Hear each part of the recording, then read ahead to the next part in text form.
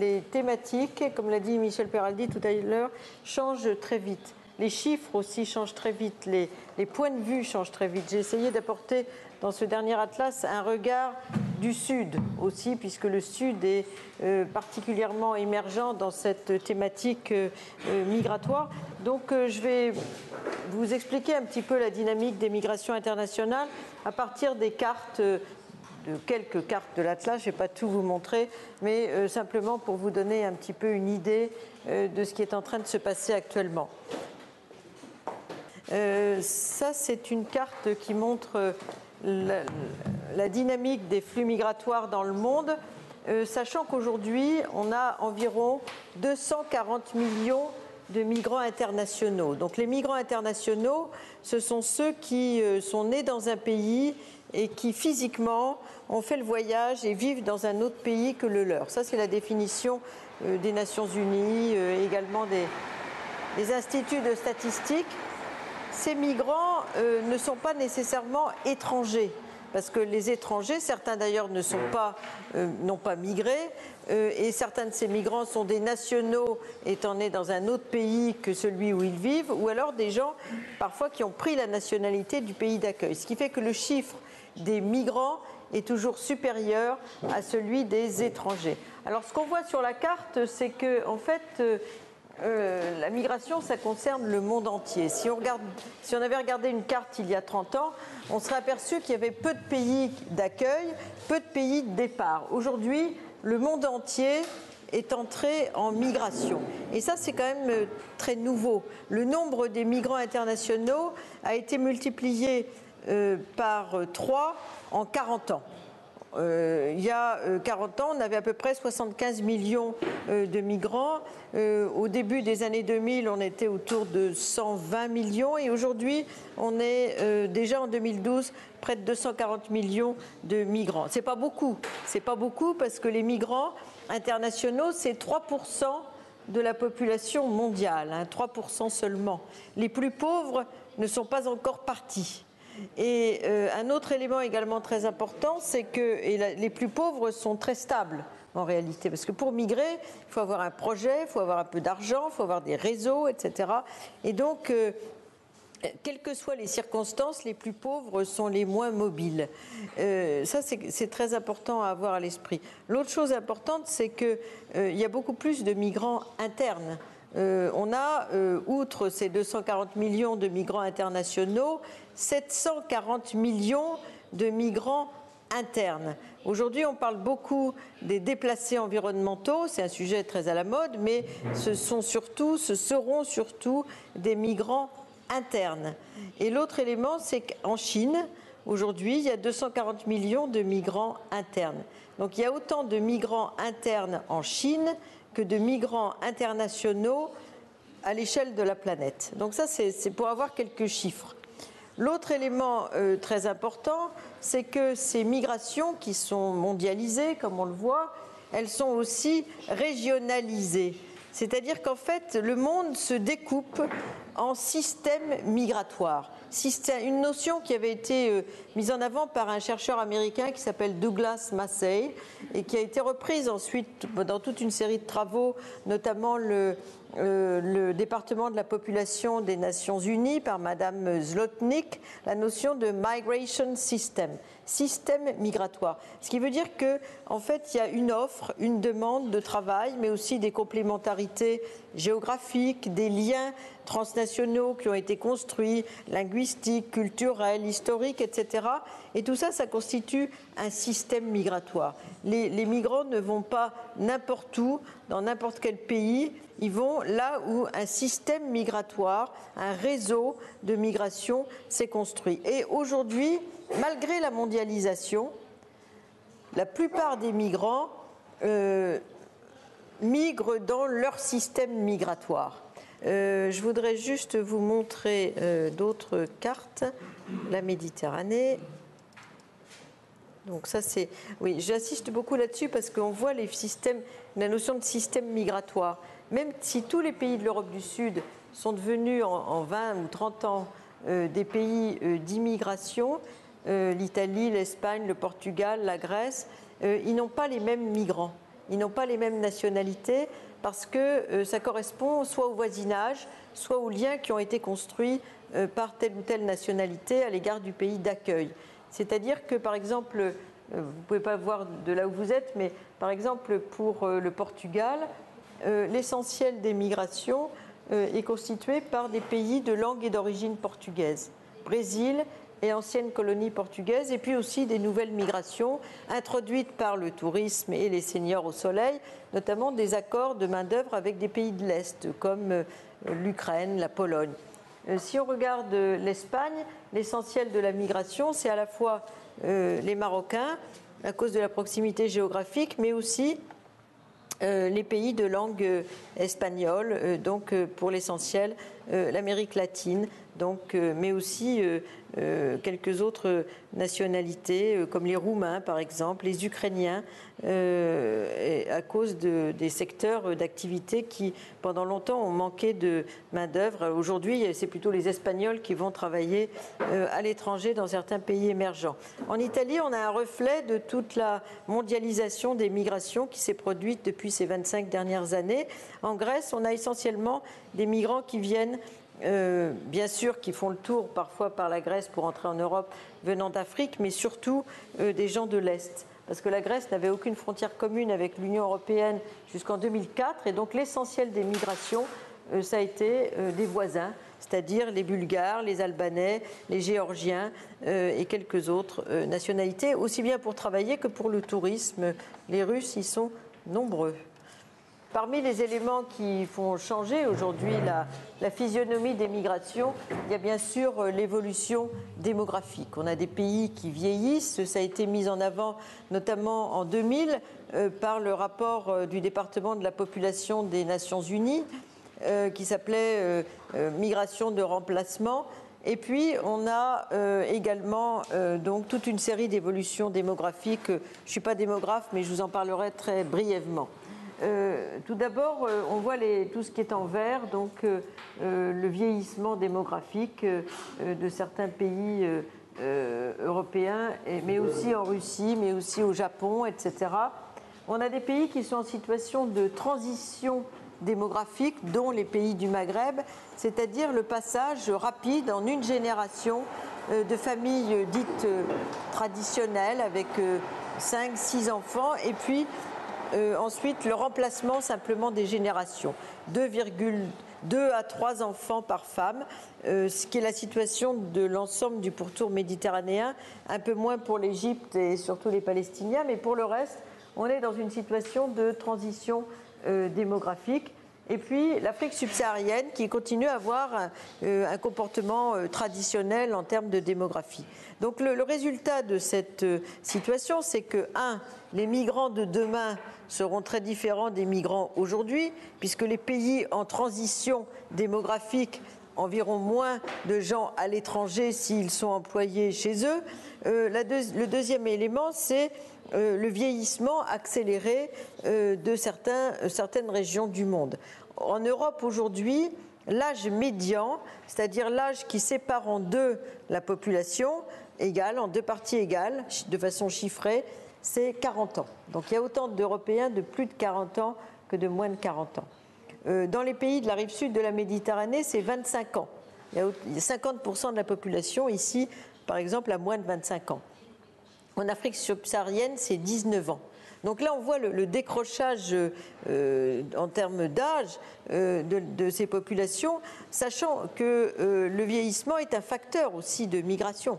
Parce que le vieillissement, c'est des métiers que des gens vieillissants ne peuvent plus faire, c'est la garde des personnes âgées, c'est aussi, pour les personnes âgées mais un peu moins âgées, la tendance qui est très émergente aujourd'hui des seniors à s'installer au soleil. On le voit au Maroc, par exemple, mais on le voit dans d'autres parties de l'Europe du Sud, ainsi que dans d'autres pays sud-méditerranéens. Le vieillissement apporte des bouleversements migratoires très importants. Si on regarde la démographie, la richesse, c'est à peu près l'inverse de la... Alors là, oui. Ce qu'on voit pour la démographie...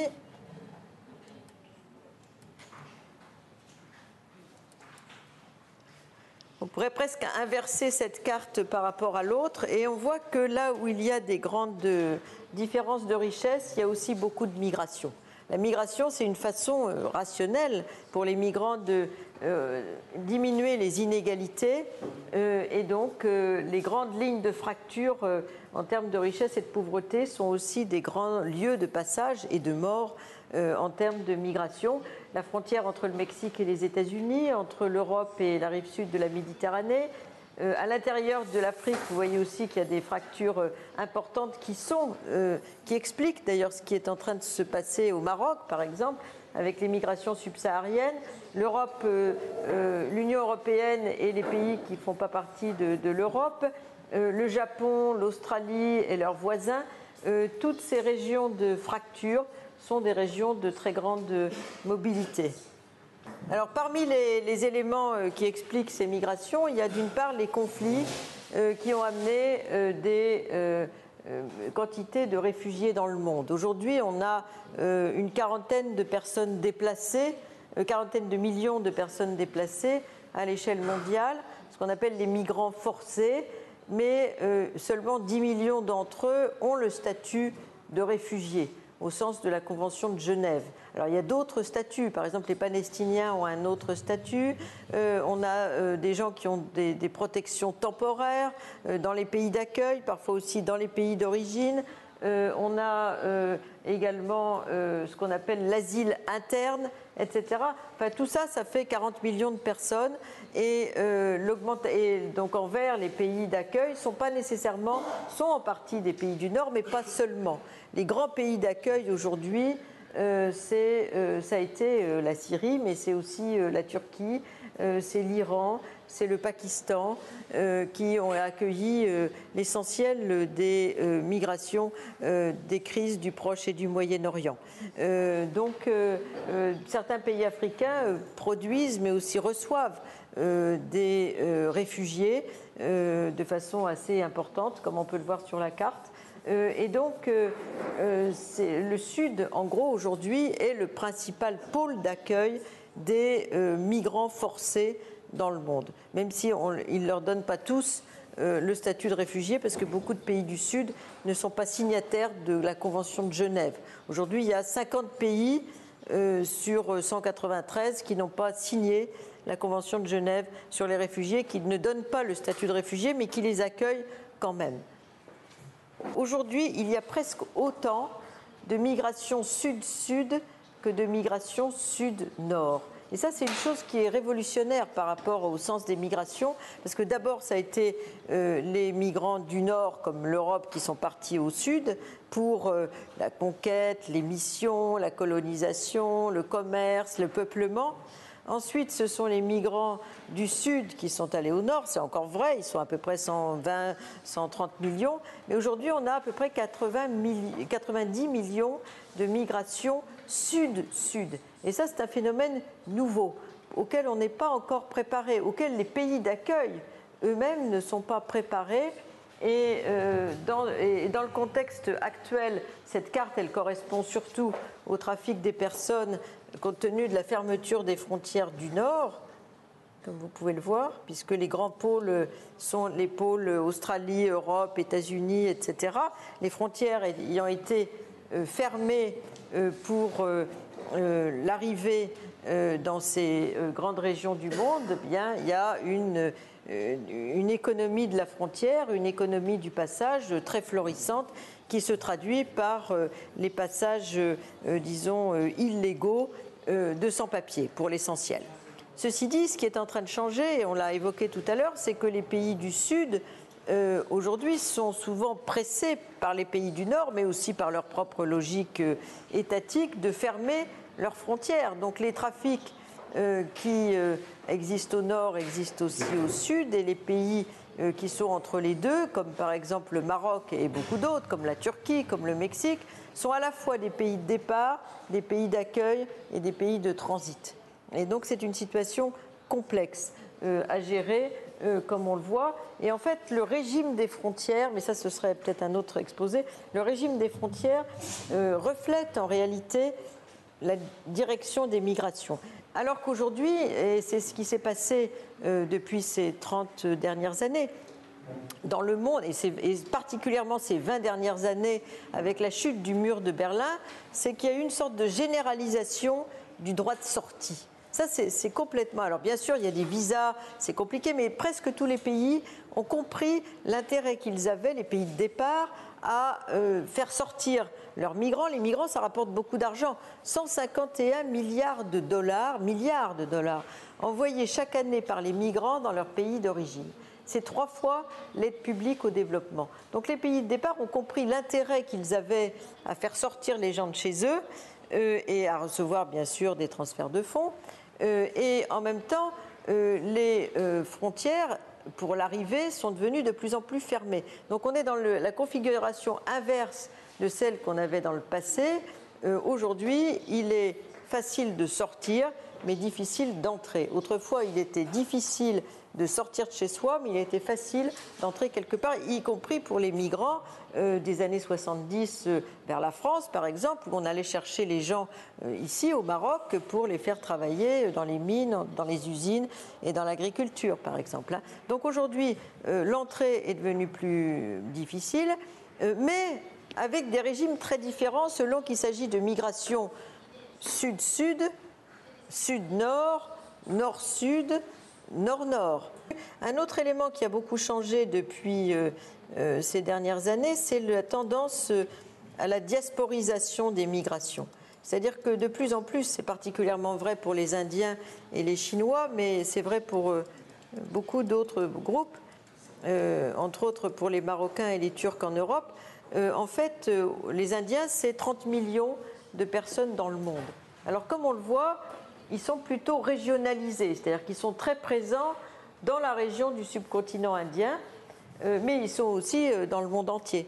Et cette diasporisation, c'est un facteur de lien migratoire fort, de construction de réseaux, et aussi aujourd'hui un phénomène qui se développe de retour. C'est-à-dire qu'il y a des gens qui travaillent, qui ont travaillé aux États-Unis, en Angleterre, etc., et qui ne retournent pas définitivement, mais qui retournent chez eux pour donner du travail, pour créer des entreprises qui travaillent pour les États-Unis, pour le Royaume-Uni. Donc c'est un facteur de création d'entreprises. Donc diasporisation des migrations, mais c'est vrai aussi pour des migrations moins nombreuses. Par exemple, les Turcs et les Marocains en Europe sont les deux groupes les plus nombreux en termes de quasi-diaspora, puisqu'ils sont répartis sur plusieurs pays européens, 5-6 pays européens. Ils ont créé des réseaux transnationaux, associatifs, culturels, économiques, matrimoniaux, etc., au sein de cette diaspora. Aujourd'hui, ils ont compris aussi, enfin le Maroc a compris, comme la Turquie d'ailleurs, l'intérêt qu'il y avait à soutenir ces diasporas à l'étranger, d'une part pour qu'elles n'abandonnent pas le lien avec le Maroc ou avec la Turquie, mais aussi pour que ce soit une façon d'exercer une influence, disons, pour ces pays de départ dans le dialogue avec les pays où sont installés les migrants. C'est encore plus vrai pour les Indiens aux États-Unis. Il y a aussi toute une diplomatie menée par l'Inde, par exemple, pour que les gens les mieux diplômés soient influents à Washington pour pousser tel ou tel dossier, telle ou telle volonté du pays. Pareil pour la Chine. Donc d'autres pays moins puissants, moins nombreux, le font à une plus petite échelle, notamment vis-à-vis de l'Europe, comme la Turquie ou le Maroc. L'Europe vit très mal aujourd'hui le fait qu'elle soit devenue l'une des plus grandes destinations migratoires au monde. Aujourd'hui, il y a plus de migrants qui entrent en Europe annuellement qu'aux États-Unis, qu'au Canada, qu'en Australie. C'est vrai aussi pour des catégories comme les réfugiés, etc. Donc l'Europe est devenue, qui était une grande région de départ pendant plusieurs siècles, est devenue la plus grande région d'accueil aujourd'hui, malgré la crise économique. Donc ça, c'est très important parce que les Européens n'ont jamais pensé leur identité européenne ou nationale par rapport à l'immigration. Des tout petites structures, des communautés politiques en préparation, si j'ose dire, le pensent. Par exemple, la Catalogne, aujourd'hui, dans sa définition de la nation, nation building, intègre la migration. Intègre la migration en disant les migrants, puis qui sont nombreux chez nous, font partie de la construction de l'identité nationale catalane, par exemple. Mais les États, non. Parce que les États ont longtemps vécu sur d'autres mythes nationaux et la migration ne fait pas partie des mythes nationaux européens. Au contraire, les mythes nationaux européens se sont construits sur l'État-nation. L'État-nation qui est un mythe souvent artificiellement, ce serait un autre sujet, fondé sur l'autochtonie. En France particulièrement, mais c'est vrai dans quantité d'autres pays européens. L'Europe, ça a été un mouvement de population permanent, etc. Mais le mythe de l'autochtonie a été accentué et notamment inventé largement par la création de l'État-nation. On nous a enseigné que nos ancêtres étaient les Gaulois, etc., parfois vous aussi d'ailleurs. Mais indépendamment de ça, plaisanterie mise à part, les gens se cherchent des racines et les partis qui refusent l'immigration ont tendance à mettre l'accent sur cet enracinement des natifs, des nationaux. Par exemple, Michel Vievorka dit qu'aujourd'hui, depuis plusieurs années, depuis 15 ans, il y a un racisme différentialiste, c'est-à-dire des gens qui s'inventent, qui ethnicisent leur appartenance en disant « nous, on est d'ici ». Nous, ce qui nous distingue des autres, les nouveaux venus, c'est qu'eux, ils ne sont pas d'ici, nous, on est d'ici. Donc il y a une sorte d'ethnicisation de l'enracinement. Ça, c'est une chose grave parce que ça crée des frontières, des fractures à l'intérieur des pays européens qui, confrontés ou non à la réalité migratoire, certains même des tout petits pays qui n'ont presque pas de migrants, comme la Finlande, ont aussi ce phénomène de populisme nationaliste qui met l'accent sur les vrais Finlandais. Les vrais Finlandais, bon, je ne sais pas ce que c'est que les vrais Finlandais, mais eux peut-être pas non plus. Donc il y a tout un processus aujourd'hui parce que l'Europe n'a jamais défini son identité par rapport à la migration. Et ça, c'est une des grandes différences par rapport aux États-Unis, au Canada, à l'Australie, à la Nouvelle-Zélande et quelques grandes régions d'immigration. Mais la Russie non plus, alors qu'elle est confrontée aux flux migratoires. Le Japon non plus, alors qu'ils sont confrontés aux flux migratoires. Donc ça, c'est un enjeu très important pour que l'immigration soit mieux acceptée dans les pays d'accueil, sachant que les contrôles de frontières n'auront pas un effet massif de dissuasion, contrairement à ce qui est annoncé dans beaucoup de politiques publiques. L'autre réalité, c'est que la situation migratoire dans les pays européens est donc très différente, comme vous le voyez, puisqu'on a des pays qui ont presque 7 millions d'étrangers, comme l'Allemagne, et puis d'autres qui en ont quelques milliers. D'autre part, alors qu'on a une politique européenne commune, et puis aujourd'hui, on a deux choses alors on a des pays qui ne sont pas très nombreux, mais qui ont 40% d'étrangers, au Luxembourg, 30% en Suisse, par exemple. Et puis, alors, le système européen veut continuer à être uni, alors qu'il y a des régimes différents. On a d'un côté Schengen, mais le Royaume-Uni, l'Irlande, le Danemark ne font pas partie de Schengen. On a des pays qui ne font pas partie de l'Union européenne, mais qui sont entrés dans Schengen, comme par exemple la Suisse. On a le marché nordique du travail, etc. Donc, tout ça, ça s'est construit par étapes successives. Donc, il y a un certain désordre, si j'ose dire, dans le régime des migrations dans les pays européens. Il y a des pays qui ont des accords de réciprocité avec des pays d'où viennent leurs migrants, etc. Et ça crée de très grandes disparités. Ce qu'il faut voir, c'est que malgré les discours qui ont tendance à considérer qu'on est envahi, en réalité, il y a une assez grande stabilité des migrations en Europe. On est autour de 30 millions d'étrangers aujourd'hui pour près de 500 millions d'Européens. Mais il y a eu quand même certains pays qui ont eu des croissances très fortes, comme l'Espagne, qui est devenue le deuxième pays d'immigration en Europe après l'Allemagne, suivi par l'Italie, le Royaume-Uni et la France. La France n'est plus que le 5e pays pour le nombre de ces étrangers sur le continent européen. Puis il y a des pays qui sont confrontés plus fortement que d'autres aux nouveaux arrivants, notamment l'Europe du Sud et un petit peu l'Europe de l'Est, parce qu'ils sont sur les frontières extérieures de l'Europe, Et donc, ils ont à gérer, souvent au sud, moins à l'est, à la fois le tourisme et puis les sans-papiers. Et ça, c'est très, très compliqué. Pour des toutes petites îles comme Malte, comme Lampedusa, des îles grecques, les îles Canaries, etc., ils sont en pleine confrontation de ce qui se passe en termes de migration aujourd'hui à l'échelle de la région. Les migrations vont se poursuivre.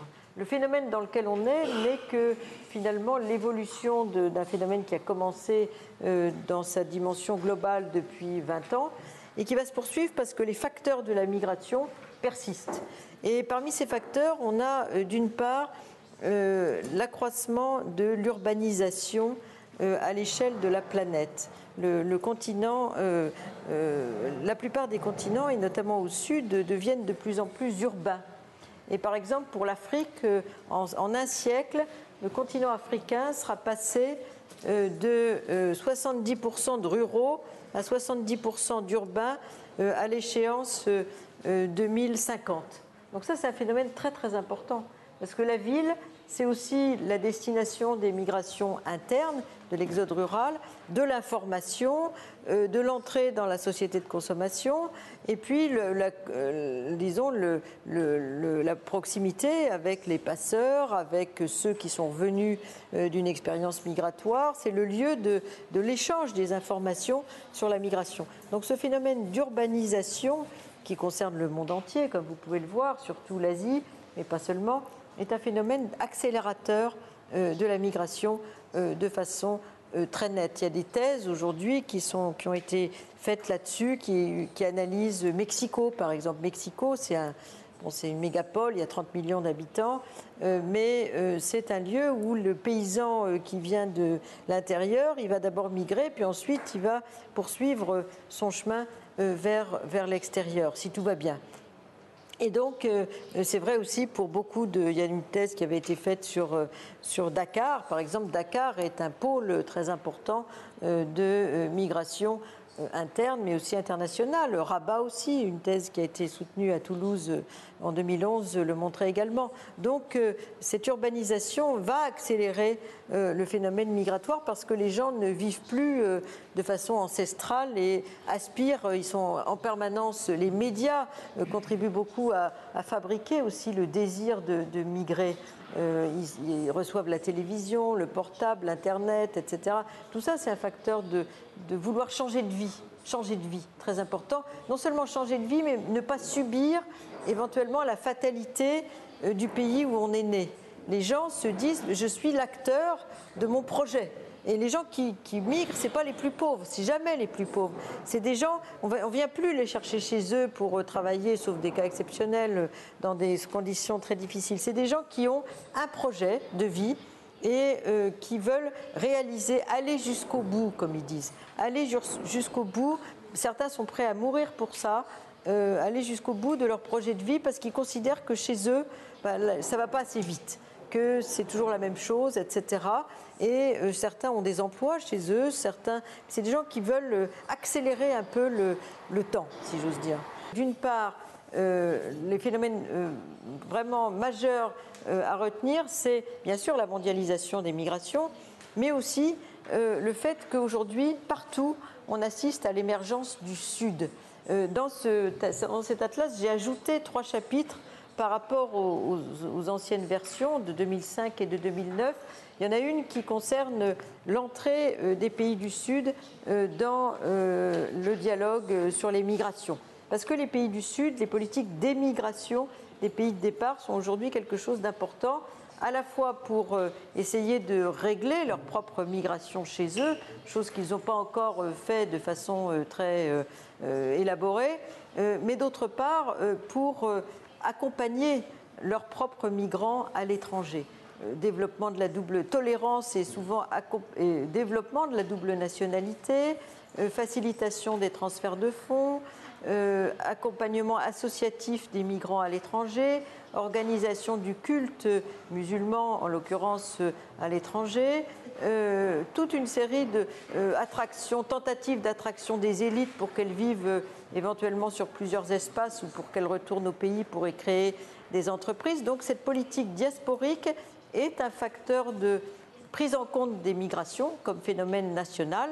Parfois certains disent de renationalisation des migrants à travers le transnationalisme, mais surtout c'est un phénomène de stratégie d'influence des pays de départ à travers leurs migrants dans les pays où ils sont installés. Donc ça, c'est un phénomène nouveau que l'on trouve aussi bien en Chine, en Inde, au Maroc, en Turquie et ailleurs. Aujourd'hui, il y a une sorte de concurrence en Europe entre faire un système communautaire et puis remonter des souverainismes. Et cette remontée des souverainismes, on la voit avec les accords bilatéraux qui ont été construits, mais qui existent aussi pour les États-Unis avec leurs pays voisins, etc. On a un monde maillé par les accords multilatéraux et bilatéraux qui d'ailleurs donnent l'occasion aux pays du Sud d'exister un tout petit peu plus dans le débat en la matière que par le passé. Et d'autre part, ce qui se joue aussi, c'est l'entrée du Sud dans le débat sur la gouvernance mondiale des migrations. Alors, il y a des réunions annuelles qui ont lieu là-dessus. Le phénomène a du mal à s'imposer, mais en même temps, il est soutenu par les Nations Unies. Il y aura un bilan global sur la gouvernance des migrations. Ça consiste à mettre autour de la table les pays d'accueil, les pays de départ, les associations de migrants, les grandes ONG, les organisations internationales, les syndicats, les employeurs, pour essayer de parler de façon rationnelle des migrations et d'aménager une sorte de statut minimal des droits du migrant dans le monde. Le débat sur la gouvernance, il s'appuie sur la Convention des Nations Unies de 1990 sur les travailleurs migrants et leurs familles. Pour l'instant, aucun pays du Nord n'est signataire de la Convention de 1990, parce qu'ils ont peur que des droits soient reconnus aux sans-papiers et à d'autres personnes fragilisées, comme les mineurs non accompagnés. Donc, aujourd'hui, il y a une sorte de partie de bras de fer autour de cette signature de la Convention des Nations Unies. Partie de bras de fer aussi pour les accords bi- et multilatéraux. Vous savez que le Maroc, entre autres, a refusé d'avoir des accords multilatéraux avec l'Union européenne au motif que ça pouvait ruiner sa diplomatie régionale dans l'Afrique de l'Ouest, si j'ose dire. La Russie a exactement tenu le même discours avec l'Europe sur le même sujet, en disant en fait on ne veut pas signer des accords multilatéraux, c'est-à-dire accepter tous les gens qui sont pris comme sans-papiers en Europe et qui soient renvoyés chez nous, parce qu'on veut construire des relations de bon voisinage avec nos voisins de l'Ouzbékistan, du Tadjikistan, qui sont nos migrants aussi, et avec lesquels on fait du commerce, et donc on refuse des accords multilatéraux. Donc ça devient une diplomatie. Dans mon précédent livre, qui avait été d'ailleurs présenté ici en dialogue avec Michel Peraldi, je parlais de cette diplomatie des migrations internationales. Aujourd'hui, on ne parle pas encore des migrations ni au G8 ni au G20, malheureusement, mais ça commence à devenir un sujet de relations internationales, autour du droit à la mobilité comme bien public mondial. Et ça, c'est un progrès, si j'ose dire.